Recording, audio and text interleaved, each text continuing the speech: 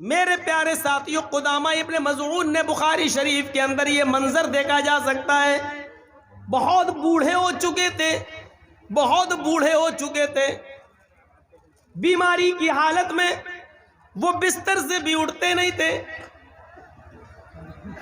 کبھی جب طبیعت ٹھیک ہوتی تھی تو لاٹھی لے کر وہ مسجد میں نماز پڑھنے کے لیے جایا کرتے تھے۔ ایک دن ان کو شدید درد ہوا، اس بزرگ صحابی کو اتنا درد ہوا کہ یہ برداشت نہیں کر سکے، تو ان کے گھر کے کسی ممبر نے ان کو شراب کی تھوڑی سی مقدار ان کو دے دی۔ اے قدامہ، یہ تھوڑی سی شراب پی لیجیے، آپ کے ساتھ مجبوری ہے، درد سے آپ کراہ رہے ہیں، بے چین ہیں، نیند نہیں آ رہی ہے، اور اس وقت ہم آپ کو کسی ڈاکٹر کسی حکیم کے پاس بھی لے کر نہیں جا سکتے ہیں، رات کافی ہو چکی ہے۔ تو قدامہ ابن مظعون نے یہ سوچ کر کہ چلو تھوڑی سی شراب پی لیں، اس میں حرجی کیا ہے، انہوں نے 2-4 گھونٹ شراب کے اس لیے پی لیے تاکہ درد کا اثر ختم ہو جائے اور مجھے نیند آ جائے۔ جیسے ہم لوگوں کو جب درد ہوتا ہے تو نیند کی 1-2 ٹیبلٹ کھا لیتے ہیں، انہوں نے بھی شراب کے چند گھونٹ پی لیے۔ یہ خبر صبح ہوتے ہوتے حضرت ابو ہریرہ کو مل گئی، اور ابو ہریرہ کے ذریعے خبر دھیرے دھیرے حضرت عمر فاروق کے پاس چلی گئی۔ حضرت عمر فاروق نے قدامہ ابن مظعون کو دوسرے دن بلایا اور پوچھا کیا تم نے شراب پی تھی؟ انہوں نے اقرار کیا کہ سر میں درد، پیروں میں درد، ہاتھ میں درد، شدت درد جب بڑھ گیا اور مجھے رات میں بہت زیادہ بے چینی ہونے لگی تو میں نے تھوڑی سی شراب اس لیے پی لی تاکہ سکون مل جائے۔ حضرت عمر فاروق نے کہا مجبوری میں بھی اللہ کے رسول نے شراب پینے کی اجازت نہیں دی ہے، بیماری میں بھی ہمیں اللہ کے نبی صلی اللہ علیہ وسلم سے شراب کے پینے کی کوئی اجازت نہیں ملتی ہے، لہٰذا تم نے اپنے جرم کا اقرار کر لیا، تمہیں 40 کوڑے مارے جائیں گے۔ سارے صحابہ کی میٹنگ ہوتی ہے، صحابہ نے عرض کیا امیر المومنین، بزرگ صحابی ہیں، مسئلہ معلوم نہیں تھا، مجبوری میں شراب پی لی ہے، چھوڑ دیجئے، کمزوری ہے ان کی اوپر۔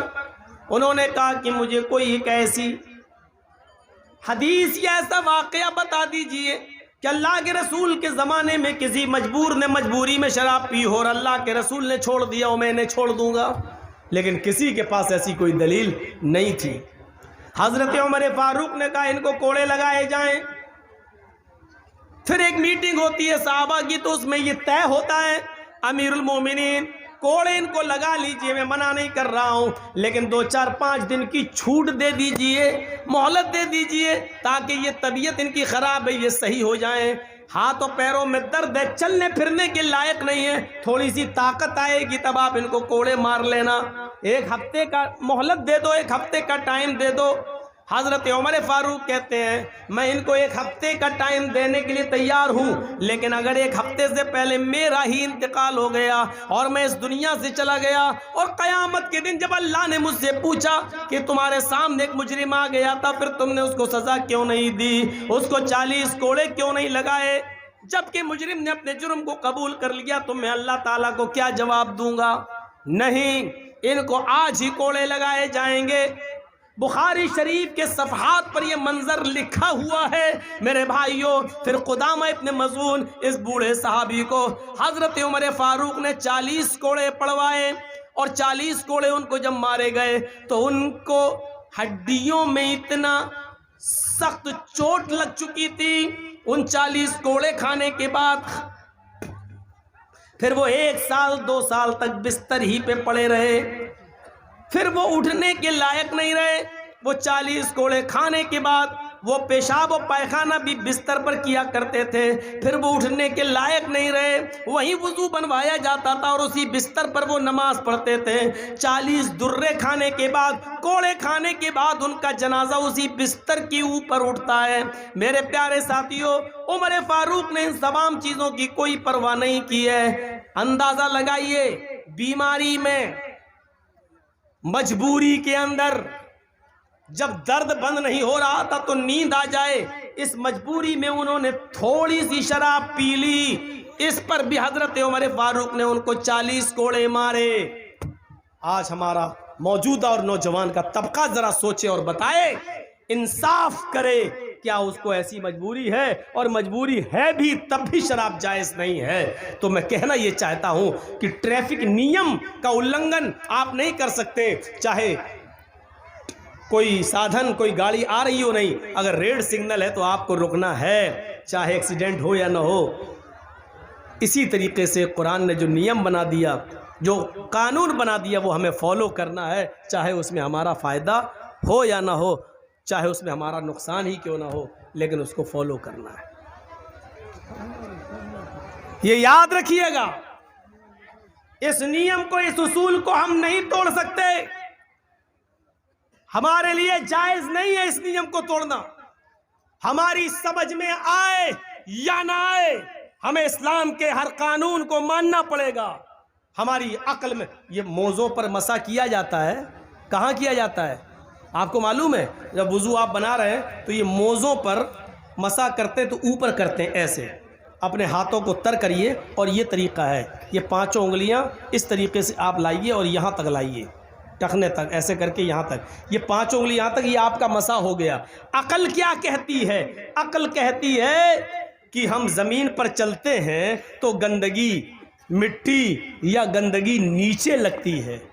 جب ہم زمین پہ چلتے ہیں تو قاعدے سے ہاتھ تر کر کے ہمیں نیچے پھیرنا چاہیے تاکہ نیچے کا حصہ پاک ہو جائے. لیکن اللہ کے رسول نے تر ہاتھ کر کے، ہاتھوں کو بھگو کر نیچے پھیرنے کا حکم نہیں دیا، بلکہ اوپر پھیرنے کا حکم دیا ہے، اوپر.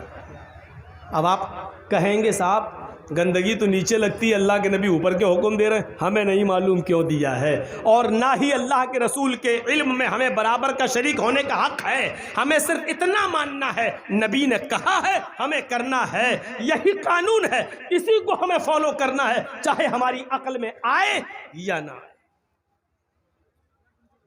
ابھی ہمارے محترم مولانا جمال الدین صاحب کتنا للکار رہے تھے آپ کو، بتائیے اور اقرار کیجئے. پہلے کہا انہوں نے کہ آپ لوگ صرف مولانا جرجیز کو سننے آتے ہیں، عمل کرنے نہیں آتے. اور پھر دوسرے بار جب اعلان کروایا تو سب بول دیے کہ ہاں ہم عمل کریں گے. تو کیا آپ کی زبان سے نکلا ہوا یہ جملہ، کیا ہم اس پر اعتبار کر لیں؟ اس پر بھی ہم اعتبار نہیں کر سکتے.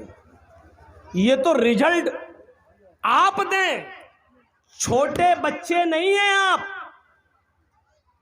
چھوٹے بچوں کی خطائیں اور غلطیاں معاف کی جا سکتی ہیں، لیکن بڑوں کی نہیں. کبھی آپ نے بھی اسکول میں پڑھا ہوگا، آپ نہیں پڑھے تو آپ کے بچے اسکول میں پڑھتے ہیں. کبھی آپ نے دیکھا ہے آپ کا بچہ جب نرسری میں پڑھتا ہے تو اس کو پینسل سے لکھوایا جاتا ہے، جب LKG میں آتا ہے تو پینسل سے لکھتا ہے، جب UKG میں آتا ہے تو پینسل سے لکھتا ہے، اور ساتھ میں ریزر بھی ہوتا ہے، وہ لکھتا ہے، غلط لکھ جاتا ہے، مٹایا جاتا ہے، پھر غلطی کرتا ہے، پھر مٹایا جاتا ہے. لیکن جب آپ کا بچہ پرائمری کراس کر لیتا ہے، 5واں کلاس پڑھ لیتا ہے، جب 6ٹھے کلاس میں آتا ہے تو پینسل اس سے چھین لی جاتی ہے اور اس کے ہاتھ میں اب پین دے دیا جاتا ہے، قلم دے دیا جاتا ہے. یہ اسکول کا مینجمنٹ سسٹم چیخ چیخ کر یہ کہہ رہا ہے کہ اب تم بچے نہیں ہو، بچے تھے تو غلطیاں کرتے تھے، اس کو مٹا دیا جاتا تھا، اب تمہارے ہاتھ میں قلم ہے، لکھنا ہے تو سوچ کے لکھنا، کیونکہ اب اگر لکھو گے تو جو غلطی کرو گے وہ مٹنے والی نہیں ہے، وہ ختم ہونے والی نہیں ہے. جب اسکول کا مینجمنٹ ایک بچے کے غلط کو غلط مانتا ہے تو ہم اسلام کے سامنے جلسوں میں غلط کر رہے ہیں. ہمارے کاندھے پر فرشتے اس غلط کو غلط کیوں نہیں لکھیں گے؟ میرے پیارے ساتھیوں، ہم اسکول کے مینجمنٹ سے یہ عبرت حاصل نہیں کر پائے آج تک. کیا ہم اسکول میں پڑھتے ہوئے وہ بچے ہیں جو پینسل سے لکھیں اور غلطی کر جائیں تو اس کو مٹا دیا جائے؟ اب ہم بڑے ہو چکے ہیں،